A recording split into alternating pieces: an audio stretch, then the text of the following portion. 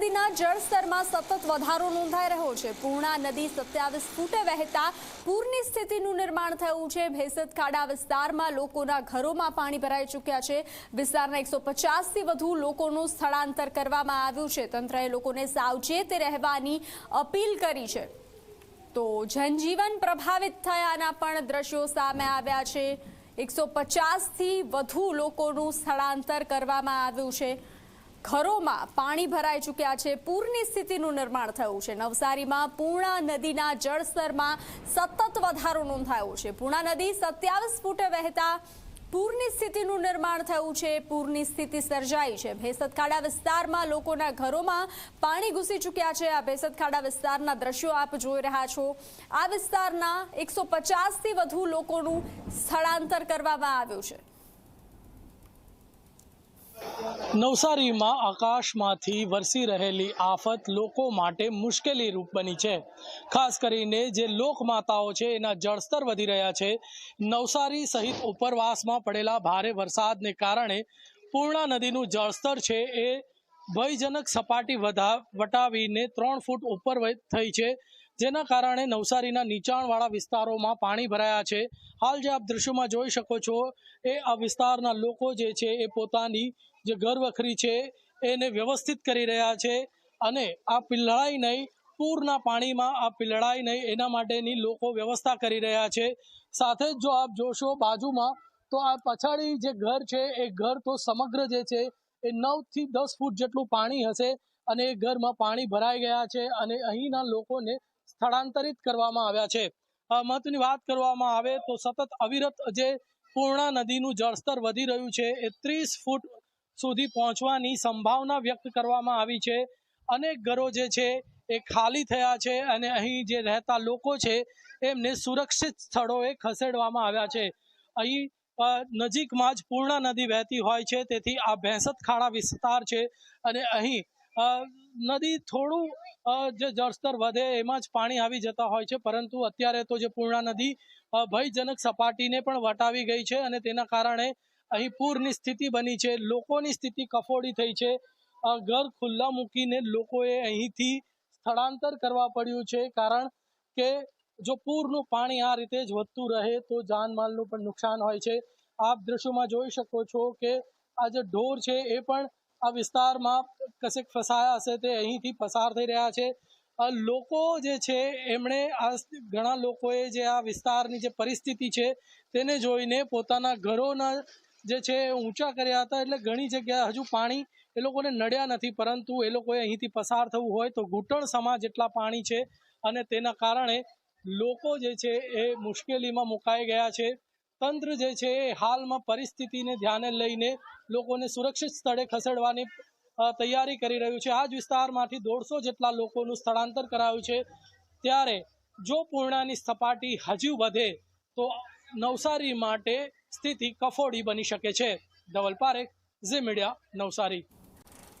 નવસારીમાં મેઘરાજા મન મૂકીને વરસ્યા છે। રાત્રે 10 વાગ્યાથી સવારે 6 વાગ્યા સુધીમાં 6 ઇંચથી વધુ વરસાદ નોંધાયો છે। પૂર્ણા નદી ભયજનક સપાટીથી 1 ફૂટ ઉપર વહી રહી છે। પૂર્ણા નદીના પાણી શહેરના નીચાણવાળા વિસ્તારોમાં ઘૂસ્યા છે। શાંતાદેવી, ભેસ્તાન ખાડા, મહાવીર સોસાયટી, માચીવાડ, કાશીવાડી જેવા અનેક વિસ્તારોમાં જળબંબાકારની સ્થિતિનું નિર્માણ થયું છે। અનેક વિસ્તારો જળમગ્ન બન્યા છે, પાણીમાં ગરકાવ થયા છે। અનેક લોકોના ઘરમાં વરસાદી પાણી ઘૂસી જતા પરેશાનીની સ્થિતિ સર્જાઈ છે। અસરગ્રસ્ત લોકોનું સ્થળાંતર કરવામાં આવી સ્થળાંતર કરવામાં આવ્યું છે। પૂર્ણા નદીના ઉપરવાસમાં વરસાદના કારણે હજુ પણ લોકો પરેશાન જોવા મળી રહ્યા છે। વરસાદના કારણે હજુ પણ પાણી ભરાય તેવી શક્યતાઓ છે। તંત્ર વરસાદની સ્થિતિ પર સતત નજર રાખી રહ્યું છે। ભારે વરસાદના કારણે નવસારી જિલ્લાની ખાડીઓ, નદીઓમાં પાણીની આવક વધી છે। સતત આવક વધતા અનેક રસ્તાઓ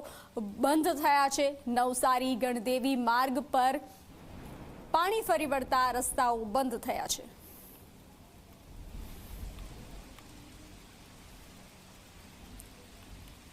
તો આપ આ દ્રશ્યો જોઈ રહ્યા છો, જળમગ્નની સ્થિતિનું નિર્માણ થયું છે ત્યારે તંત્ર સતત નજર રાખી રહ્યું છે અને પરેશાનીગ્રસ્ત લોકોનું રેસ્ક્યુ કરવામાં આવી રહ્યું છે। આપ આ દ્રશ્યો જે જોઈ રહ્યા છો, લોકો હેરાન પરેશાન જોવા મળી રહ્યા છે। ભારે વરસાદ નોંધાયો હતો, તેના કારણે પૂર્ણા નદી ભયજનક સપાટીથી 1 ફૂટ ઉપર વહી રહી છે। પૂર્ણા નદીના પાણી શહેરના નીચાણવાળા વિસ્તારોમાં ઘૂસી ચૂક્યા છે।